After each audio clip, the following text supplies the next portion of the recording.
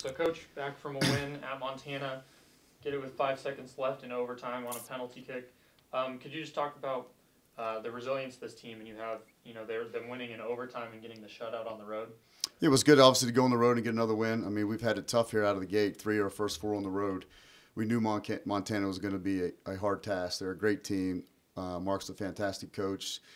I mean, they beat Iowa on Sunday. So we knew Friday was going to be a tough one. I think we were better in our possession on Friday night. We clearly left a lot on the table goal-scoring-wise. Credit to their goalkeeper. She made some fantastic saves as well. Credit to their team for the plan they had for us. It's always tough, I feel, for Montana, the way they lose in a game like that late in the game when they put everything into it, as we did too.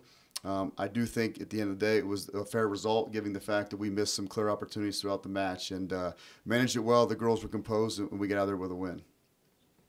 What do you think was the best adjustment that the team made collectively moving from your guys' match prior to Montana, where you weren't happy with possession and things felt kind of disjointed? What did they do the best as a team to correct that? Well, I think in fairness to both places, on the road, I wouldn't. The crowd was fine. I just think different surface, different environment, different all that stuff comes into play, and I think they just took on their shoulders to, we got to be better in this area right here. And I think some wasn't great. It was better. We're still working on that. I still think that a lot of our efforts this week will be in front of goal.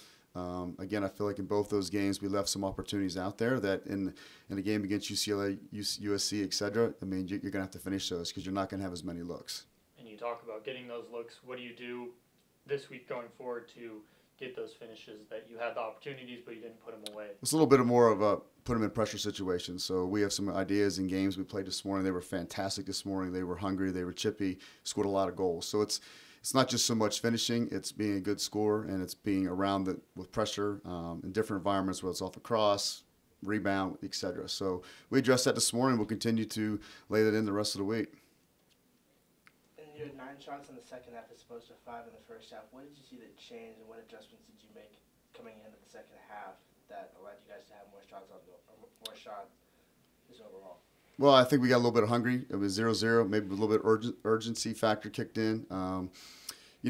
Formation change-wise, we didn't do anything different. I mean, we just managed the ball better in different parts of the field, which allowed us to have some opportunities. I mean, clearly a couple in the second half that, again, great goalkeeping by that young lady. So don't take anything away from them. I just think that our choices on where we played the ball made it a little tougher on us.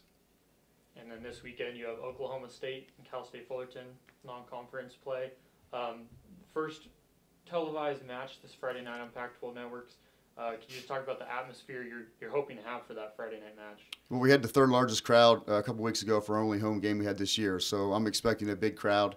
We're getting out into the community, and I know there's a lot of things going on this weekend. People are in town, so we're hoping for the best there. As far as Oklahoma State, what a great team. Colin is, again, another great coach, another NCAA tournament team. So this will be our 3rd out of, 5 games here coming out of the gate. He's a winner. That team, he's had not so much that team, but his teams in the past been all the way to the Elite 8, so they know how to win. They were on the road against 2 great Florida teams last weekend, UCF and University of Florida, the Gators. The Gators, they lost in overtime. I mean, Florida a week ago beat the national champs. So we know we got a game. We know they're going to be prepared. We know they're going to be have a little desperate about themselves as they carry themselves in there. We got to match that. And we talked about that today, and we'll be prepared, as I know they'll be prepared. And then we'll worry about Sunday, another great team. Fullerton comes in. They're undefeated. There's not a lot of teams left in the country undefeated. So they got to play a tough Gonzaga team on Friday and then drive over here for Sunday. We'll worry about them on Saturday. Right now it's all about Oklahoma State.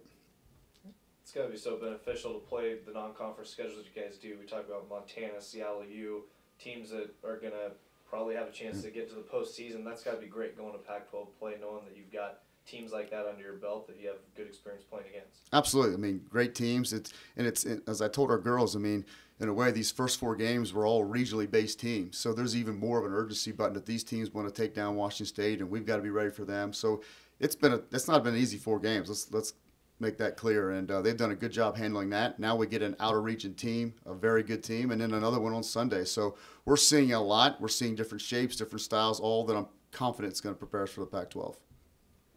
Thanks for your time. No problem. Thank you.